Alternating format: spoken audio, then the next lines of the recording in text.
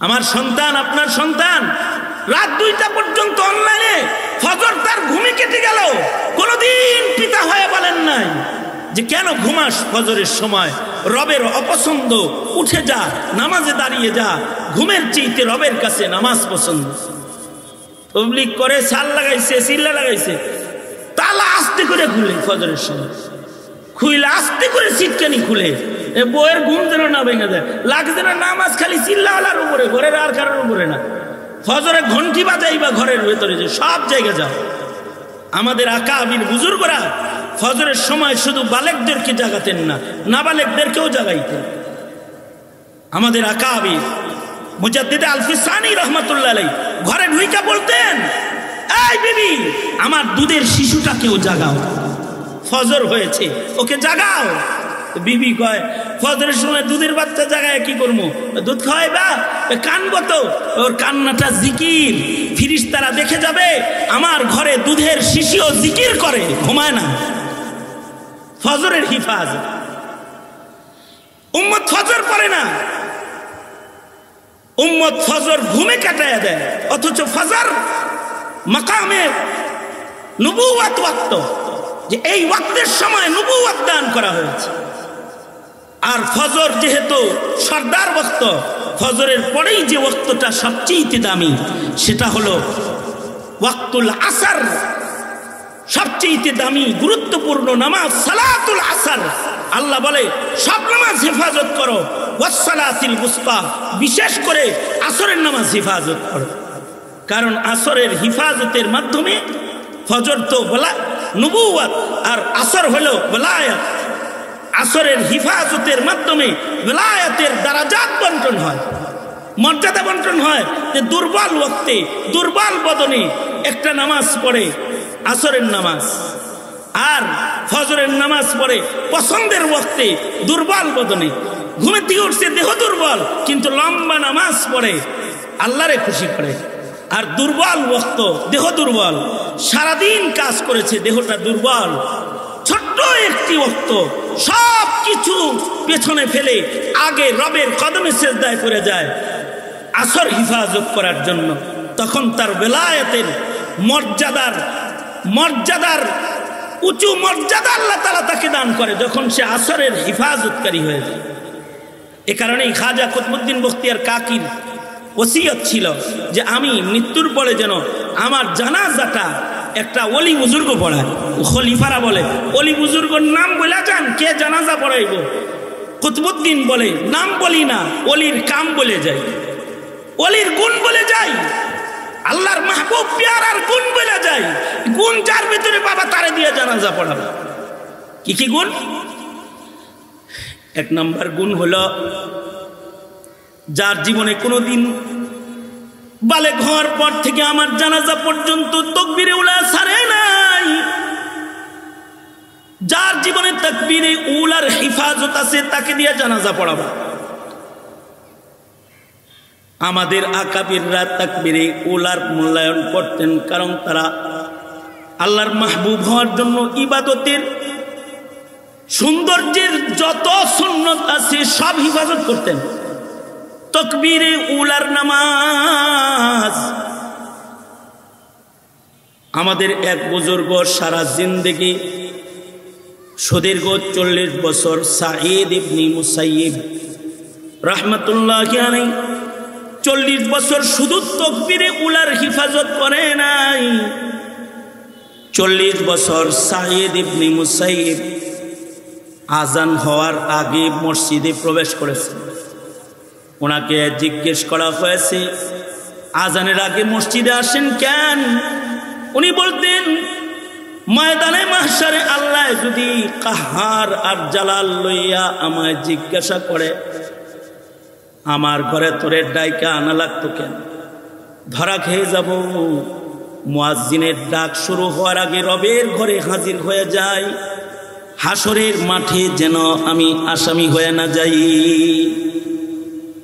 অর্থাৎ আজানের আগে মসজিদের পয়লা কাতার, তাদের জীবনে তাকবীর উলার বড় মূল্যায়ন। যে তাকবীরে উলার নামাজ পড়েছেন, জামাতের নামাজ পড়েছেন, কঠিন কিছু না। যদি জামাতে নামাজ পড়ার ইরাদা কেউ করে কঠিন কিছু না।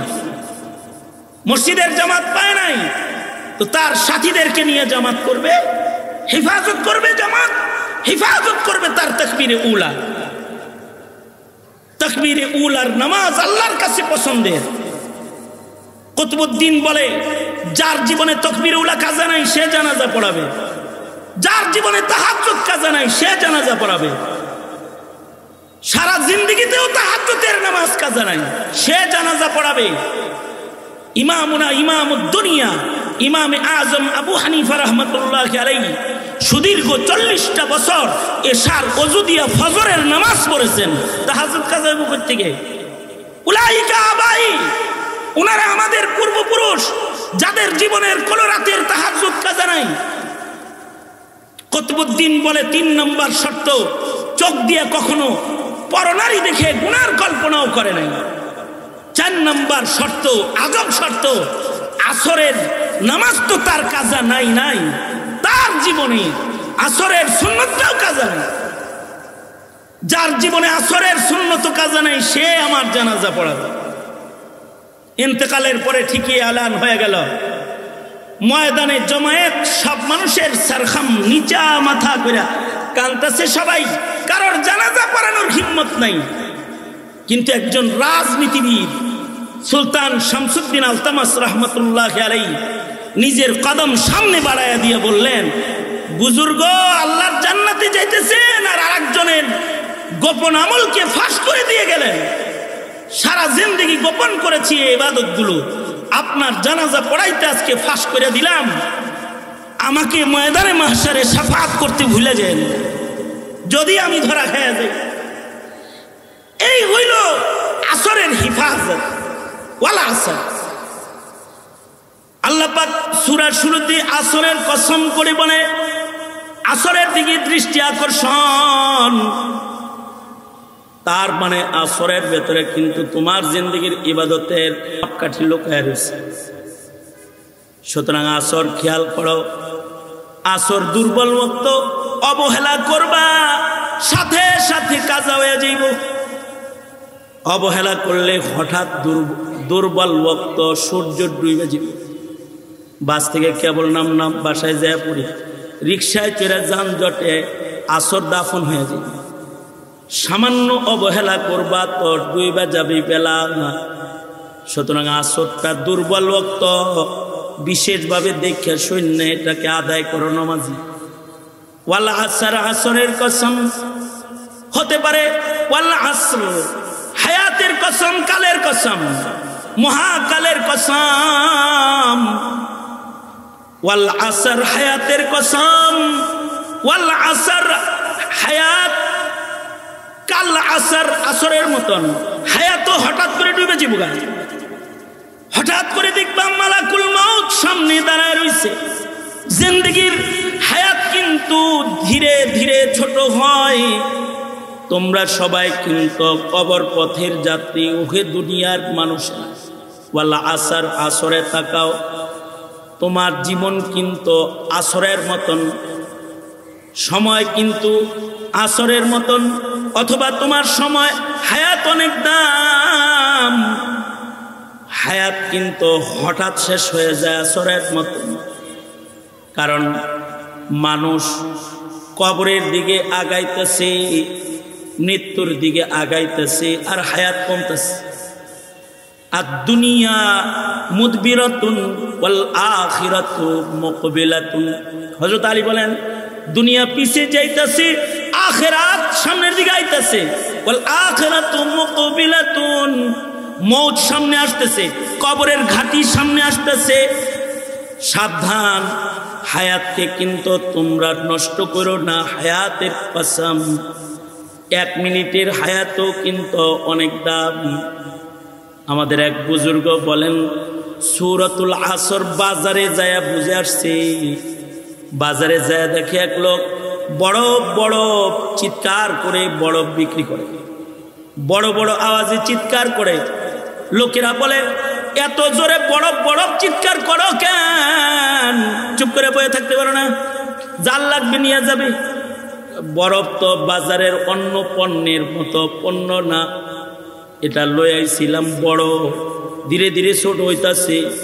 যত চিল্লায়া তাড়াতাড়ি সেল করতে পারমু তত লাভবান হম, বেচতে দেরি হয়ে গেলে ক্ষতিগ্রস্ত হয়ে যাবো। আসর হলো বরফের মতন, সময় হলো বরফের মতন, হায়াত হলো বরফের মতন। সেকেন্ডে সেকেন্ডে এটা ছোট হইতাছে। এই যে কয়েক মিনিট আগে এখানে বসছি, আমার জীবনের এই মিনিটগুলো চলে গেছে।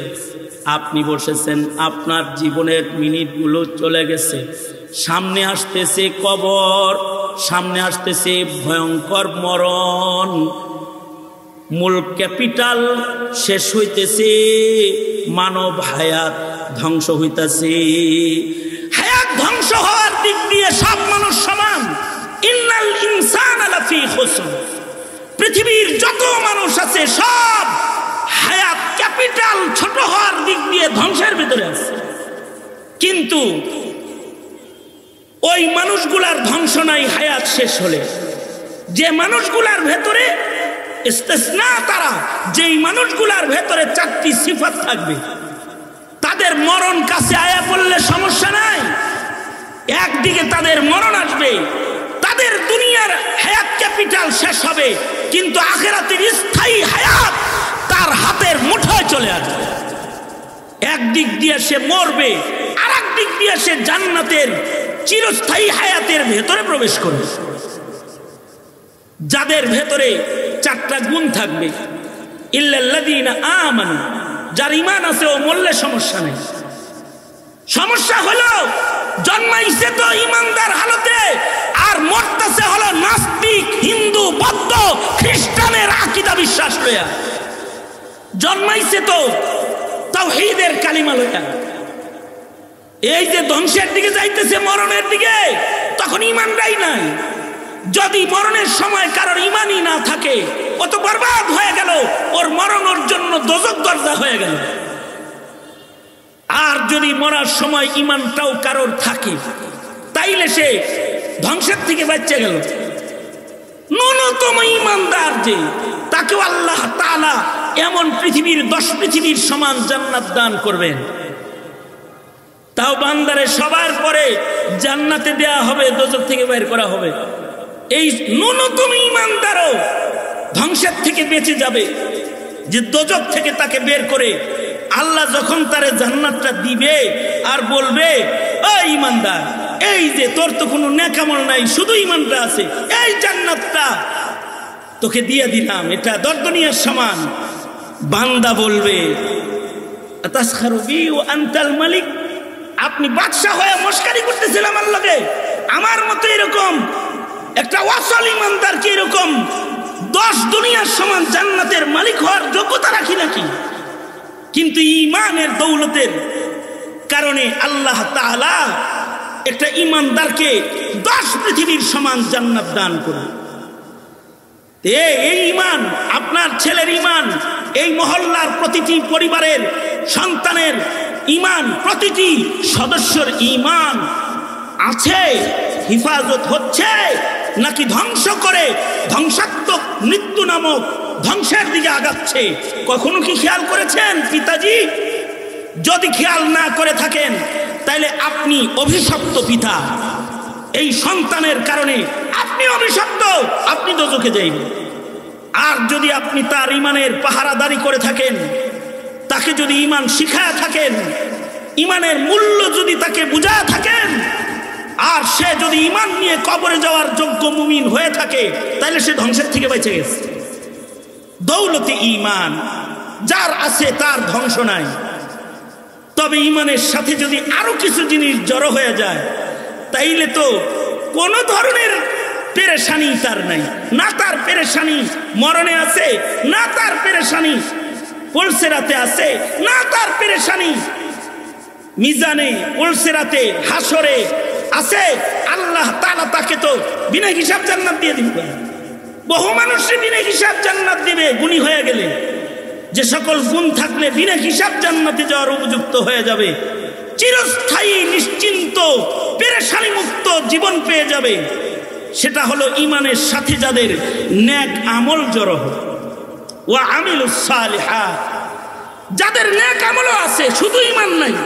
কিছু মানুষ আছে তাদের ইমান আছে কিন্তু তাদের জীবনে নামাজ নাই, তাদের জীবনে রোজা নাই, তাদের জীবনে সাদাকা খায়রাত নাই, তাদের জীবনে কোরআনে কারীমের তিলাওয়াত নাই। শুধু ইমানদার, শুধু ইমানদার। শুধু ইমানদার হইলে তো ভেজাল আছে, কারণ শুধু ইমানদাররা আমল শূন্য হওয়ার কারণে তারাও দোজখে যাবে। কারণ দোজখের 7 স্তরের প্রথম স্তর যেটা মুমিনে আসিদেরকে আল্লাহ তাআলা সেখানে ফেলবে। কিন্তু যদি ইমানের কোয়ালিটি ভালো হয় আর নেক আমল যদি ইমানের সাথে যুক্ত হয়, তার জীবনে যদি নবীর সুন্নাত যুক্ত হয়, তার জীবনে যদি আল্লাহর হুকুম নবীর তরিকায় কইরা যায়, তাইলে সে সোজা জান্নাতে চলে যাবে। রাসূল বলেছেন আমার উম্মতের সর্বনিম্ন কালিমাওয়ালাও জান্নাতে যাবে। আল্লাহর রাসূল বলেন কুল্লু উম্মতি ইয়াদখুলুনাল জান্নাহ, ইমানদার আমার উম্মত যা আছে সব জান্নাতে যাবে। কিন্তু যারা আমাকে অস্বীকার করলো, যারা আল্লাহকে অস্বীকারকারী, যারা আমি রাসূলকে অস্বীকারকারী, তারা জান্নাতে যাবে না। আপনার সন্তান কালিমা নিয়ে জন্মাইছে, তার জানাজা হবে, সে মুসলিম কবরস্থানে দাফন হবে, মুসলিম পরিচয়ে মুহাম্মদ নাম যুক্ত করে তার পরিচয় মুসলিম, কিন্তু সে নবী আল্লাহ রাসূলকে স্বীকারকারী না অস্বীকারকারী, এটা কখনো খতায় দেখছেন? সে তো ইমানদার কিন্তু নামাজ পড়ে না, আল্লাহর হুকুম অস্বীকারকারী। সে বলে ফেলে আমার নামাজ লাগে না। সে ইমানদার কিন্তু সে কাদিয়ানীর পক্ষ গ্রহণ করে, নাস্তিক মুরতাদদের পিছনে ঘোরাফেরা করে, সে রাসূলকে অস্বীকার করে, রাসূলের বিরোধিতা করে। সে কিভাবে জান্নাতে যাবে তার ঈমান দিয়া? আর কিভাবেই বা সে তার ঈমান নিয়ে কবরে যাবে? সুতরাং শুধু কালিমার পরিচয় দিয়ে ধ্বংসের থেকে বাঁচা সম্ভব নয়। কালিমার পাশাপাশি নেক আমলের জিন্দেগি লাগবে। অটো মুসলমান যারা আছেন, অটো মুসলমান লালন করেন যারা, অটো মুসলমান আপনারা মুসলিম ঘরে জন্মাইছেন আর নামের শুরুতে মুহাম্মদ লাগান আর ভোটার আইডি কার্ডে মুসলিম পরিচয় লাগায়, বাস নিশ্চিন্ত মনে যারা ঘুরেন পৃথিবীটা কোন রকম পার করতেছেন, মরণ আইলে আর এক কদম সামনে সুখের জগৎ খুঁজে পাইবেন। তখন দেখবেন যে ধ্বংসের ভেতরে পড়ে গেছেন। এ কারণে প্রতিটা মুমিনকে শুধুই মাত্র ইমানদার হলে চলে না, তার জীবনে আমল দরকার আছে। ফরায়েজ, ওয়াজিবাত, সুনান, মুস্তাহাব্বাত, যত আমল সরওয়ারে দু আলম দিয়ে গেছে, সব আমলের হিফাজত একটা মুমিনের জীবনে জরুরত। কারণ যার জীবনে আমল বেশি তার সাথে রবের সাথে খাতির বেশি, যার জীবনে আমল কম রবের সাথে তার খাতির কম। যার ভেতরে নেক আমল যত বেশি, মহান আল্লাহর সাথে তার প্রেম প্রীতি তত বেশি। শুধুই মাত্র নিজে ইমানদার আর নেক আমলকারী হলে চলে না। মুমিনের আরেকটা সিফত হলো ওয়াতাওয়াসাউ বিল হক ওয়াতাওয়াসাউ বিস সাবর।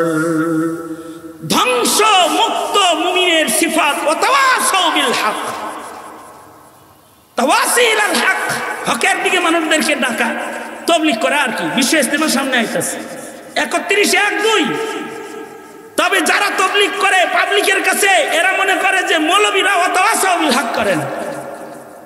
তোমার সারা জিন্দেগীর তাবলীগ এক জায়গায় করলেও মোল্লার এক কথার তাবলীগের সাথে তোমার তাবলীগের ওজন চলবে না। কারণ তুমি করো পাবলিকের কাছে তাবলীগ, আর মোল্লা করে নাস্তিকের কাছে তাবলীগ, কাদিয়ানির কাছে তাবলীগ। কাদিয়ানির বিরুদ্ধে মোল্লাই কথা বলে, নাস্তিকের বিরুদ্ধে মোল্লাই কথা বলে। দেশের প্রধান ভুল করলে মৌলবী তার রক্ত মাখা কার্পেট বিছায়া দেয়, যে রক্তের উপর দিয়ে হেঁটে যাবি, ইসলামের খেলাফে এক জাররা কাজ করতে দেব না। দাঁড়ায় যায় রাজপথে।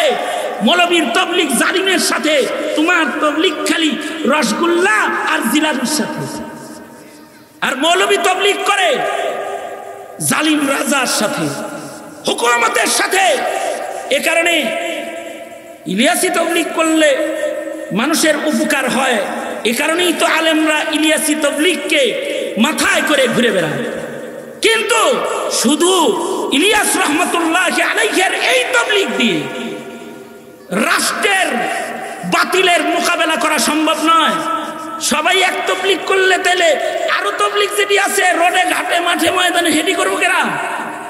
যখন নাস্তিকরা এই দেশ দখল করার চক্রান্ত করে ফেলে, যখন কাদিয়ানীরা এদেশকে কন্ট্রোল করার চক্রান্ত করে ফেলে, তখন মৌলবীরাই তো রাজপথে দাঁড়ায়া দাওয়াত তাবলীগের ঝান্ডা নিয়ে দাঁড়িয়ে যায়। তাদের তাবলীগ শুধু তাসবিহ আর জায়নামাজ আর পাগড়ির তাবলীগ হয় না, তাদের তাবলীগ হয় রক্ত আর জীবন বাজি আর নিজের জেল জুলুম হুলিয়াবাজির তাবলীগে পরিণত হয়, যেটার দ্বারায় জালিম নেস্তনাবুদ হয়, হকের পতাকা উঁচু হয়। তুমি তাবলীগ করো কিন্তু তোমার সামনে অনেক বড় অপরাধকে তুমি অপরাধী বলতে পারো নাই, কিন্তু মৌলবী এমন না। মৌলবী হইল ওই তাবলীগ করে যায় যেই তাবলীগ যে ছোট্ট একটা মাসআলার খেলাফ কাম করতে দেয় না। মৌলবী ছোট একটা মাসআলার খেলাফ করতে দেয় না। এই কারণে ইমামে আজম আবু হানিফা জেল খেটেছেন। এই কারণে ইমাম সারাকসি 12 বছর জেলখানায় বন্দী অবস্থায় কুয়ার ভেতরে পড়ে থেকেছেন, কূপের জেলখানায় থেকেছেন। কি হক কথা কয়া যে হাল সময়ের নেকুকার মুসলিম বাদশাহ বান্দির সাথে নিজের যৌন চাহিদা পূরণ করবে। ইমাম সারাকসি বললেন মাসিক হওয়ার আগে না, বাদশাহ এত পাগল হইলে চলবো না, এই বাচ্চার মাসিক হবে তারপরে এই বান্দির সাথে আপনার যৌন চাহিদা পূরণ করা যাবে, এর আগে না। তুমি এরকম ফতোয়া বাইর করার চাকরি তোমারে দিছিলাম, যাও জেলখানায়। আমি একটা হালাল জিনিস বান্দির কাছে নিজের খাহেশ মিটামো, আল্লাহ দিছে হালাল, তুমি নিচের মশালা খুঁজে বের করো যে মাসিক হওয়ার আগে কাছে যাওয়া যাবো না, অদিন অপেক্ষা করতে করতে আমি মরি আর ওর আর এক জায়গায় বিয়ে হয়ে যায় না। বাস খেপে গেল, মৌলবীর উপরে খেপে গেছে। এক মাসালা মানে কোন হালাল আমলকে খেলাফে সুন্নাত জায়গায় যেতে দিচ্ছে না মৌলবী সাহেব। ইমাম সারাকসি 12 বছর জেলখানায় রয়েছেন। তবে আমাদের আকাবির আবু আজদাদরা জেলখানার থেকেও খেদমত করেছেন। এই জেলখানার কূপের ভেতর থেকে হানাফি উসুলের তাকরীর করেছেন, আর ছাত্ররা জেলখানার উপরে কুয়ার উপরে বসে তাকরীর লিখেছে। মাবসুতের 12 খণ্ডের তাকরীর 12 বছর জেলখানার থেকে ইমাম সারাকসি করছে, আর উপরে এটা লেখা হয়েছে। তারা জেলখানায় বসে ইলম বিতরণ করেছে। কিন্তু তুমি মুসলমান হয়ে নাস্তিকের কারিকলাম ধরো আর ইলম মিটাইবার চক্রান্তকারীর দলে যায় যোগদান করো, তুই কেসে মুসলমান হয়ে রে? তুই কোন মুসলমানের খাতায় তোর নাম? অথবা সাউবিল হক, হকের কথা বলবি। হ্যাঁ, হক বলতে গিয়ে যদি কখনো শহীদ হতে হয় শহীদ হবি, অথবা সাউবিস সাবর, সবর ইবাদতের, সবর গুনাহ থেকে বাঁচার সবর, আর ধৈর্যের চরম পরাকাষ্ঠার সবর। এগুলোর মাধ্যমে একটা মানুষ সালেহ এবং মুসলিহের খাতায় নিজের নাম লেখাবে। যারা এমনটি হবে তাদের ভয় নাই, তারা মরার সাথে সাথে আল্লাহর জান্নাতের দস্তরখান আর চিরস্থায়ী হায়াত আর সুখ শান্তি তাদের কদমে চুম্বন করবে। মুহতারাম হাজিরিন, উস্তাদজির নির্দেশে বসে সূরাতুল আসর সামনে করে আসরের সালাতের আজানের পূর্ব পর্যন্ত যে কথাগুলো বললাম, আসরের নামাজকে হিফাজতের তাগিদ জানিয়ে আমি আমার সংক্ষিপ্ত কথা এখানেই ইতি টানছি। जो कुछ हुआ या रब तेरे करम से हुआ, जो कुछ होगा तेरे करम से ही होगा। হুজুরের যে সংকল্প আর যে স্বপ্ন, এই বনশ্রী রামপুরা ঘিরে একটা জমিন ক্রয় করা হয়েছে, সেটার দলিল খুব তাড়াতাড়ি হয়ে যাবে। আর একটা বাড়ি যেটা বিক্রি হবে সেইটা কেনার জন্য পরিকল্পনা সামনে হাতে এসেছে। যতগুলো পরিকল্পনা ওস্তাদজির হাতে আছে, আল্লাহ তাআলা এই এলাকাবাসীকে দ্বীনি মিশন, দিন হিফাজতের মিশন, ইলমে দিন রক্ষার মিশন, এই মিশনের সাথে একাত্মতা ঘোষণা করে আল্লাহ তাআলা দ্বীনি কাজে আমাদের সকলকে মুআবিনিন মুহিব্বিন হয়ে আল্লাহ তাআলা সহযোগিতা করার তৌফিক আমাদের সবাইকে দান করেন। হুজুরকে আল্লাহ তাআলা নেক হায়াত লম্বা করেন, আমিন। এ পর্যন্ত বলেই আমার কথা শেষ করছি। ওয়া আখিরু দাওয়ানা আলহামদুলিল্লাহি রাব্বিল আলামিন।